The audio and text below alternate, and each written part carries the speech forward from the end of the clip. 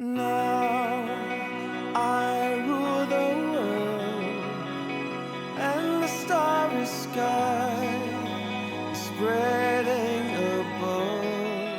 2016 was a pretty solid year for the channel. Hit 1,000 subs, put out some particular videos I was fairly proud of. Overall, I had fun and it was a good time. But you're not here for that. You're here for the title of the video. So, ladies and gentlemen, we are back again for another rousing rendition of the year's most popular anime, compiled by yours truly. Like last time, this list contains only TV series and series which completed a continuous run in the year of 2016, meaning that things like Osomatsu-san and the second season of Haikyuu are fair game, while, say, March Comes In Like a Lion is not. The only series I disqualified, despite technically wrapping up this year, was God Eater, because that had some extra special circumstances with its last 4 episodes being delayed from the summer 2015 season due to production issues. Also, like last year, I am using my anime list population numbers to approximate a show's popularity, but this time the values have been adjusted for inflation, which is to say I'm taking into account the fact that series which aired earlier in the year will naturally have higher figures, and curving the data to compensate. I think there will definitely be some surprises, but without further ado, here it is, the 16 most popular anime of 2016, starting with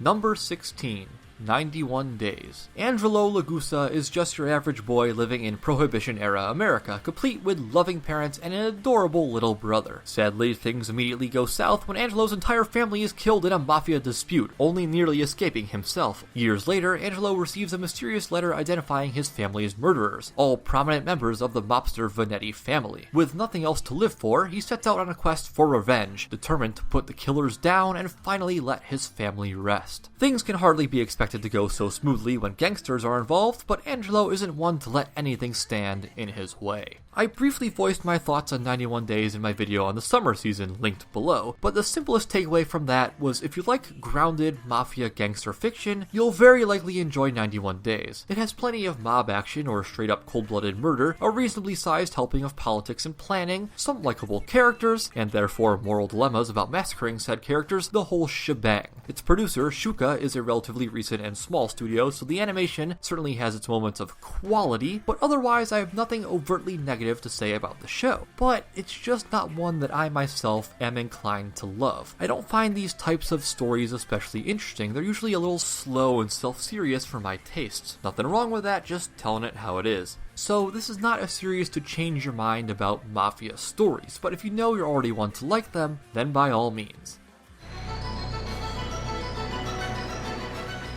Number 15, Yuri on Ice. I know, this seems low, but the numbers don't lie. I would perhaps attribute this low placement to the fact that Yuri on Ice is still fresh in our minds, so it may seem more popular than the series we've already half forgotten. Additionally, sometimes the show's apparent popularity is, to an extent, exaggerated by a vocal minority, as would also be proven by JoJo's Bizarre Adventure, which didn't even make the list. Yuri on Ice follows professional Japanese figure skater Katsuki Yuri. After a disastrous performance in his first Grand Prix final, Yuri is dejected and defeated, slinking home with his motivation all but extinguished. However, when one of his practice videos hits the World Wide Web, it attracts the attention of one Viktor Nikiforov, or however you pronounce that, a 5-time skating champion hailing from Russia, who also happens to be Yuri's inspiration and idol. In a move that shocks both the skating world and Yuri himself, Viktor decides to drop out of competitive skating entirely and become Yuri's coach. With a massive new pillar of support in his life, Yuri rediscovers his passion and sets his sights on the next year's Grand Prix final. When it comes to anime, there are shows that, they're queerbait shows. They have a pair of main characters of the same gender, and there's just enough teased romantic tension between the two to get the audience going, but it never reaches the point of being actually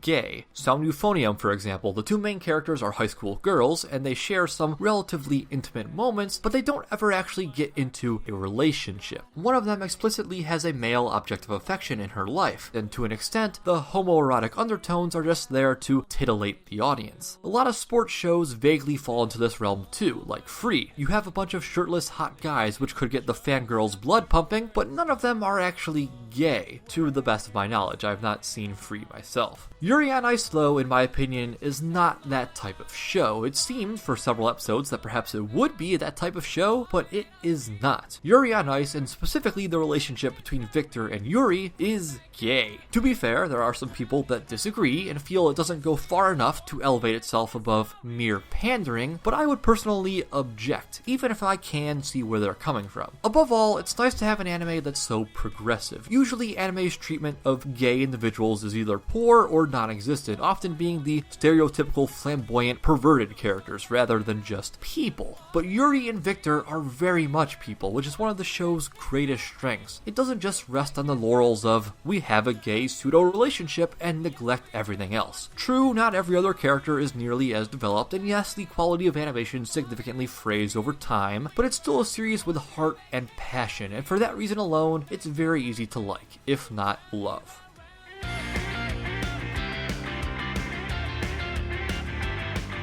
Number 14, Ansatsu Kyoshitsu, or Assassination Classroom Season 2. The first of two sequels to entries from the 2015 list, in which the original Assassination Classroom placed at number 11. To reiterate for those not in the know, Assassination Classroom, funny enough, tells the story of a classroom focused on training assassins. That in itself would perhaps be interesting enough, but the twist is that they are training to kill their teacher, who is promised to destroy the Earth if the students are unable to complete their mission by the end of the school year. The twist on the twist is that this teacher is not human, but a smiley-faced octopoid creature voiced by Jun Fukuyama, capable of reaching speeds of Mach 20, as well as being just a damn fine teacher. It's easy to say if you like the first season you'll like this, and while that certainly holds true, I would posit that even if you didn't like the first season, you may still like this, because the second season of Assassination Classroom is honestly one of my favorite anime of the year. Aside from maintaining the already careful balance between humorous school life and serious assassination attempts, this season cranks the feels dial up as high as it will go, and deigns to actually give answers to the few important questions that the series had always teased, because believe it or not, this anime is a full adaptation. It finishes the story of the manga, with absolutely no sequel tease or glaringly unresolved plot points, which is just fantastic.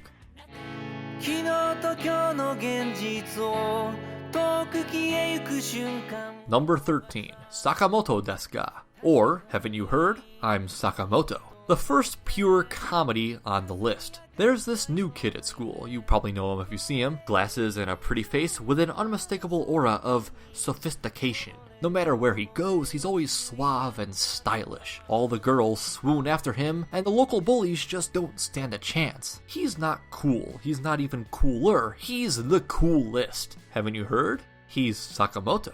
Sakamoto is a series I really enjoyed for all of one episode. The core of every joke in the show is the same. Sakamoto, or someone he knows, is placed into a difficult situation, but Sakamoto effortlessly finagles his way out every time, looking perfect and cool all the while. I don't inherently mind the same joke being basically repeated over and over. It's a very common tactic. I can easily think of at least 3 other anime this year that generally followed that same style, and at least 2 of which I enjoyed. But my problem here was Sakamoto himself. I didn't find his antics entertaining because I rarely found him himself interesting. His character is a blank slate. He has practically zero signs of outward expression or personality beyond stylishness. You could argue, and some have, that that's the whole point. We're not supposed to empathize with Sakamoto, we're supposed to be one of those in the crowd looking up at him in awe. But that brings me to my second point. If they're gonna go there, if he's supposed to be fantastical and unattainable, a number of times the punchline just didn't strike me as stylish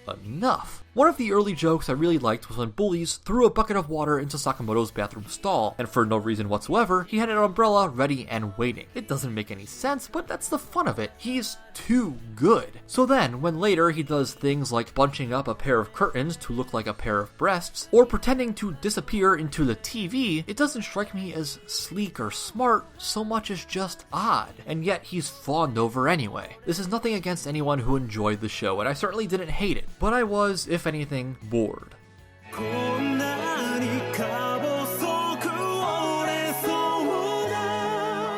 Number 12, Orange. A high school girl named Takamiya Naho receives a letter from herself 10 years in the future. The letter correctly predicts the day's events as well as many days thereafter and urges Naho to follow its instructions. Apparently, the future version of herself has been left with many regrets, but none more so than her interactions with fellow classmate Naruse Kakeru, with whom there had at some point been a falling out shortly before his untimely demise. Although initially dismissive of the letter, Naho quickly realizes its truth and decides to listen to its instructions, hopefully avoiding her yet-to-be-made mistakes and maybe, just maybe, keeping Kakeru alive. Orange is interesting. For every bit that I like or is well written, there's another that feels sloppy or ill-conceived. Naho's extreme shyness and lack of confidence is simultaneously sympathetic and frustrating, while her friend group is fairly likable despite a relative lack of development. Like in 91 Days, its largest fault would have to be the animation, which collapses rather dramatically in the middle chunk of the series, robbing the emotional material of some weight it desperately could have used. While I cannot say Orange is something you should avoid, neither can I say it is particularly worth seeking out, unless it seems exactly like your type of thing.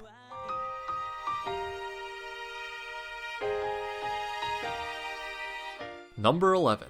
Haito Genso no Grimgar, or Grimgar of Fantasy and Ash. Yet another rendition of the trapped in a video game subgenre. Ironically, while it is a subgenre that gets a lot of flack, I have personally found each series to tackle it distinct and notable in some way, with the exception of last year's Danmachi. Grimgar goes for a fairly grim and unidealized approach. The Japanese youth, summoned into this world, have no knowledge or memory of their prior lives and must scrape out a living by fighting monsters and selling their parts to earn gold. But unlike a Sword Art Online or Log Horizon, where the monsters are just high-fidelity digital creations, all the monsters here are much more flesh and blood. A goblin won't take an attack lying down just cause it's a goblin, it wants to live as much as anyone else. Likewise, the heroes are naturally completely unexperienced in the ways of combat, initially struggling to take down even a single opponent despite overwhelming numerical advantage. And that's all well and good, I always enjoy grounded takes on genres, but if anything, that's more window dressing to the real story of Grimgar. At its core, this is a show about death, learning to cope with it, confront it, or even simply accept it. Death is the constant topic of Grimgar's conversation, and while it may not have always been told with the utmost grace, things are invariably helped along by the watercolor aesthetic and mellow but strangely appropriate soundtrack. Some may call it slow or flat, and there are certainly a few too many anime-isms sprinkled here and there, but on the whole, Grimgar really surprised me with how much I found to like.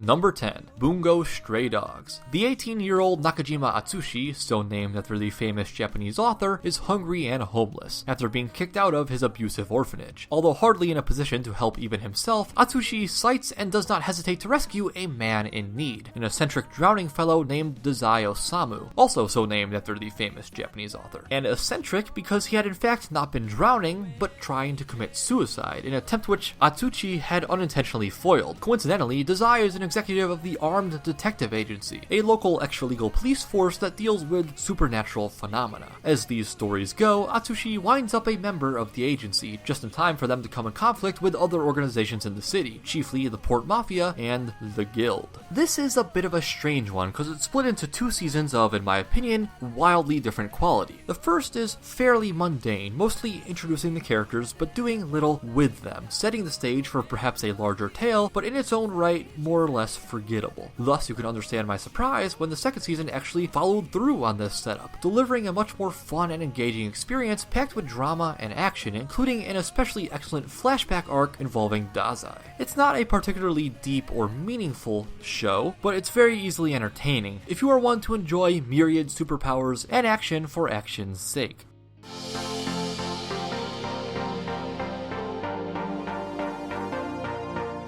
Number 9. Kisniver. In Kisniver, the latest production from Studio Trigger, a government agency has a great idea on how to bring about world peace. If everyone could truly understand everyone else, then there would be no need for conflict. That's a bit of a tall order, so they sprung for the next best thing, kidnapping a group of teenagers, and in the hope that a bond of some sort will form between them, linking their senses of pain. If one of them gets hurt, they all feel it. Kisniver is somewhat of a departure from the standard Trigger output, even Trigger's other show this year, opting to be a relatively reserved, comparatively character drama, instead of the studio's renowned hyperactivity a la Kill la Kill. Written by Mari Okada of Anohana, the story is somewhat uneven, with a slanted distribution of depth throughout the archetypal cast, and a plot that can get much too absorbed into itself for its own good. But this is contrasted with a handful of genuinely effective or even touching scenes, plus stylish visuals that evoke the usual sense of triggerness. In short, it's a mixed bag. I can't easily say that it's immediately worth your while, but if you do some looking into it and it seems right up your alley, there's nothing here that's awful and broken, so I'd be surprised if you weren't at least able to enjoy the experience.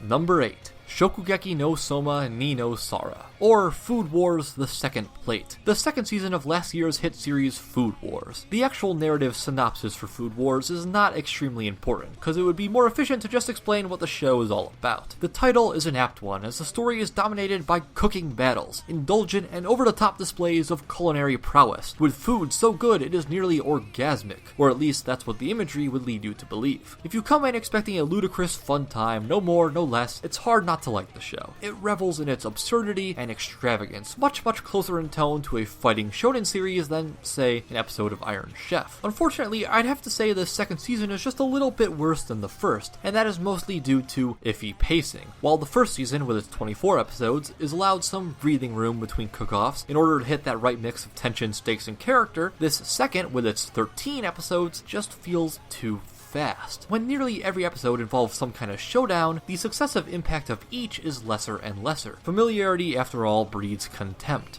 While that is far from a show-stopping misstep, especially since it finds new life near the end, I'd have to recommend measured expectations when watching The Second Plate. If everyone is not special, maybe you can't be what you want to be. Number 7. Mob Psycho 100, the anime adaptation of the manga series from One, who would be better known as the creator of One Punch Man. Any series mentioned in even the same breath as One Punch Man will be set with certain expectations, namely in regard to animation, and Bones was completely up to the task. Not only is Mob Psycho 100 incredibly well animated and visually creative, I would have little issue calling it the best animated anime of 2016, but there are few people satisfied by something just looking good. If that weren't the case, SAO wouldn't have nearly as many detractors. So what's Mob about? Mob is about Mob, or Kageyama Shigeo. Despite his unimpressive appearance, the middle school boy is an all-powerful psychic, gifted with the ability to defeat and exorcise any supernatural entity without even breaking a sweat. However, where another man would use these powers to set himself up as a king and a ruler, Mob prefers not to use his powers at all, wishing for nothing more than to live a normal life, and constantly being discouraged by the aspects in which he falls short, like his lack of social skills or unimposing physical stature. I've seen it said fairly often that Mob Psycho is better, or even much better, than One Punch Man, and while I am myself undecided on that point, it's not a hard argument to make. One Punch Man was a lot of flash and spectacle, but gave little in the way of fleshed out ideas or characters. Mob Psycho, on the other hand, leans heavily into its characters, without sacrificing the action splendor. For that reason, Mob Psycho 100 is handily one of my favorite anime of the year, and I would highly recommend just about anyone check it out.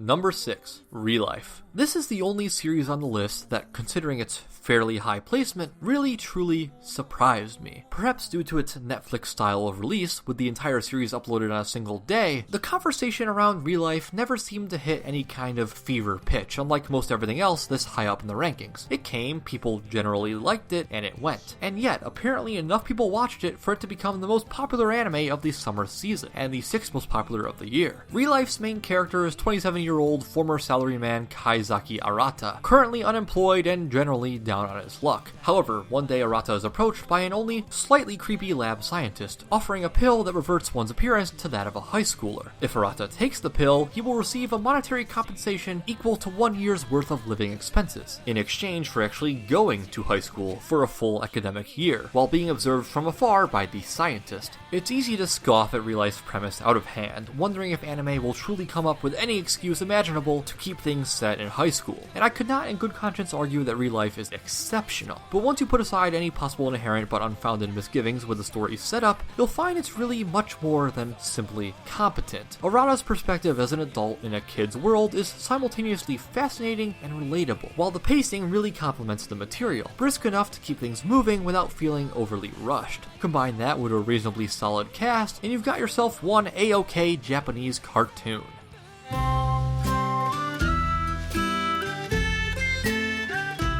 Number 5. Konosubarashi Sekai ni Shukufuku o, or Konosuba, God's Blessing on This Wonderful World. Sato Kazuma is on his way back from buying a video game when he turns around and notices a cute girl on the brink of danger, about to be run over. Leaping into action, Kazuma pushes her out of the way and dies himself, reviving in a form of the afterlife, sat in front of a minor goddess named Aqua. While he is at first elated that the girl's life was saved, Aqua, between laughs, informs Kazuma that the girl's life was never actually in danger, as the apparent threat was in fact a slow-moving tractor, and Kazuma died a meaningless death out of simple shock. But lucky for him, there are plenty of openings in another world, so Aqua offers Kazuma a bargain. He can be reborn in that fantasy world, along with any one thing he desires. Irritated by her stuck-up attitude, Kazuma impulsively chooses Aqua herself. The contract now sealed, Aqua and Kazuma are both transported to the fantasy world, with a mission to defeat the Demon King terrorizing its citizenry. But before they can become heroes, they have to deal with some basic amenities, like food, comfortable lodging, and a stable source of income.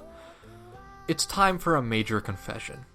I'm not a fan of Konosuba. I often found its comedy too mean-spirited to appeal to my sense of humor. An easy example to make would be the first joke of the series, Kazuma dying of shock. The show makes a big point about how hilarious this is supposed to be. Aqua's dying over it, and she claims that even the doctors and nurses operating on him couldn't hold back their giggles. But I didn't find that whole thing even remotely humorous. I can't bring myself to laugh at something as somber as death, no matter how lightheartedly it's spun. So all the show's mean humor, jokes of that nature, did very little for me. I found that stuff boring at best and outright unenjoyable at worst, which really dragged things down. When it would move a little away from meanness and focus on parodying RPG tropes or simple fun, a la Megumin, I had a much better time, but neither of these aspects of the show were frequent enough to overshadow my main sticking point. But let it be known that in this case, I am an extreme outlier. Everyone else I've seen either likes or loves Konosuba, and I just don't. Sorry.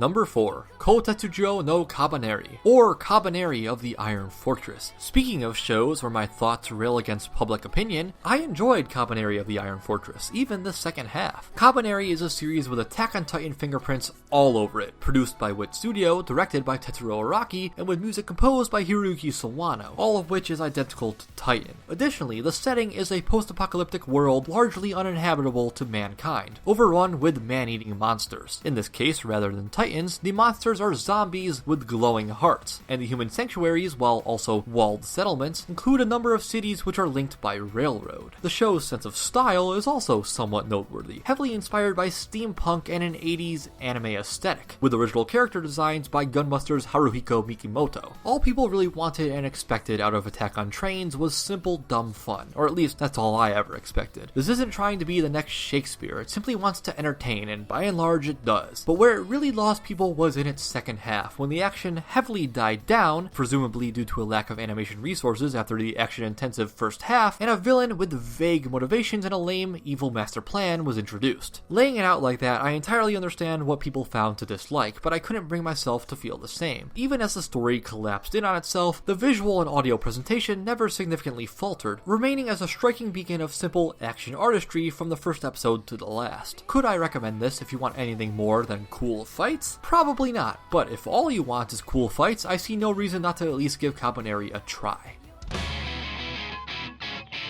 Number 3. Boku no Hero Academia, or My Hero Academia, an anime adaptation of a manga series from good old Weekly Shonen Jump. That statement alone will imply certain plot standards, which My Hero Academia, for better or worse, generally follows through on. It tells the story of a world where superpowers, called quirks, are commonplace, present in something like 90% of the population. Our hero, though, Deku, is no hero at all. He idolizes the superpowered men and women that fearlessly protect the world, but is himself without a quirk. He has no powers. Despite this, he is determined to attend UA High, a prestigious high school that is the best in the business for training up-and-coming superheroes. One thing leads to another, as it so often does, and by giving it the classic shonen try, Deku is accepted to UA High, in the first step of what may be a long journey to come. My Hero Academia is a simple show, but it's a damn effective one. The cast of characters are uncomplicated, made up of the rival, the role model, the straight-laced, the enigmatic, and the girl, but ultimately it's a series that knows how to just cut loose and have fun. It's an optimistic, gleeful series in an industry landscape where cynicism and subversion has quickly become the norm. My Hero Academia does not subvert shonen tropes. It doesn't want to, and it doesn't need to. Rather, it embraces them, reminding us that perhaps these tropes exist for a reason, because fit together in just the right way, they can combine to create a marvelously entertaining package.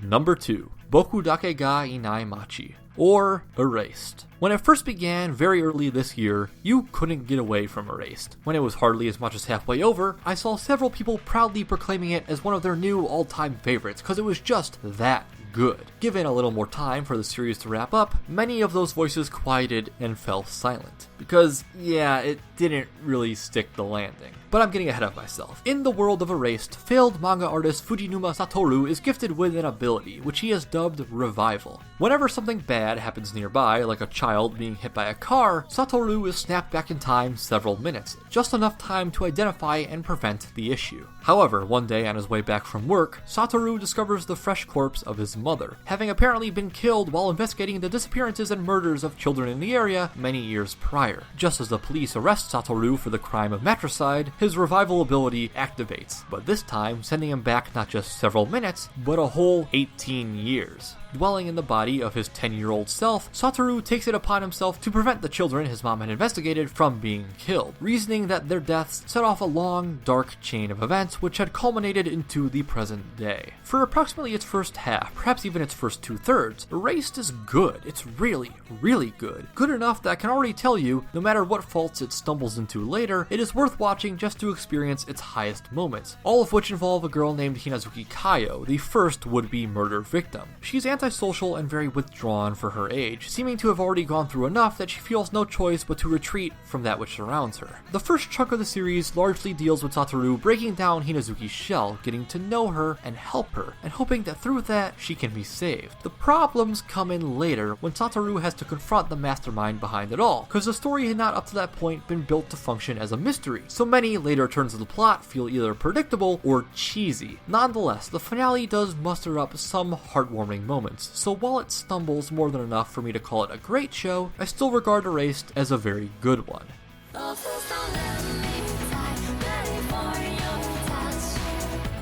Number 1. Re:Zero Kara Hajimeru Isekai Seikatsu, or Re:Zero, Starting Life in Another World. What else could be number 1? This anime positively gripped the fandom, partially due to its amazing ability to incite controversy. For every person out there who says it's great or amazing, there's likely another that says it's boring and lame. And honestly, that's because it's kinda both. There are times when it is amazing. Sometimes the show gets its characters so well that it hits all of the perfect beats. But then other times it will shamble through tedious plot points, doing barely enough to convince the audience that anything that's happening is worth giving a damn about. Ironically, which parts are which seem to vary with every person you ask. For me, an example of Re:Zero at its best would be episode 18, while Re:Zero at its worst would be the majority of the second arc, much of the whole plot that takes place at the mansion. I've already started going to my thoughts on the show, show, but I guess I need to back up and explain what the whole thing is about, for those not up to date on the latest and greatest anime. In the third such situation on this list, Natsuki Subaru, your average Japanese teenager, is teleported to an alternate fantasy world. However, he is left with no special abilities, no particular belongings, and indeed not even an apparent goal to reach. Mindlessly working his way through town, Subaru is mugged by some 2-bit thugs, but before they pummel him to the point of possible death, he's rescued by a beautiful elvish girl with flowing white hair and a cute little cat familiar. Falling in love at first sight, and to repay his debt, Subaru decides to help the girl recover a precious item she has lost. As night falls, after following a number of leads, they reach their destination, but an unknown assailant easily attacks and kills the two of them.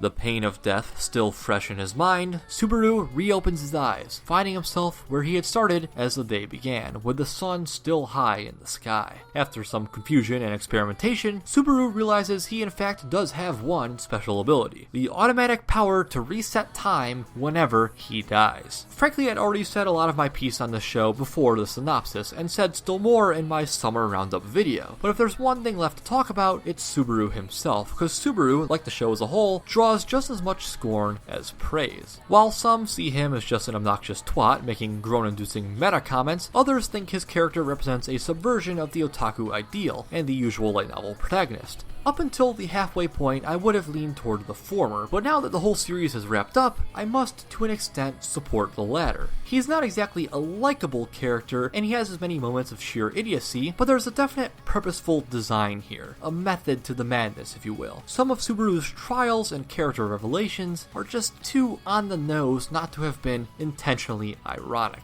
So at the end of the day, do I like ReZero? Yes, absolutely. Do I love it? No. I think when it works, it really works, but when it's not working, it usually settles for mediocrity. Oof. And that's the last of it, the 16 most popular anime of 2016. As you are by now aware, I'm not a fan of everything on this list, and I certainly think there were some unpopular hidden gems this year, a subtle plug for my next video, but either way, hopefully this gave you a taste of the state of anime in 2016. My predictions for next year's list? Well, Attack on Titan seems like a pretty safe bet, again. And that'll do it. Thanks for watching, have a great day, leave any feedback in the comments, subscribe if you want more. And remember that nearly every series on this video can currently be watched legally via either Crunchyroll, Funimation, Hulu, or in one case, Amazon Video. Thanks again, and see ya next time.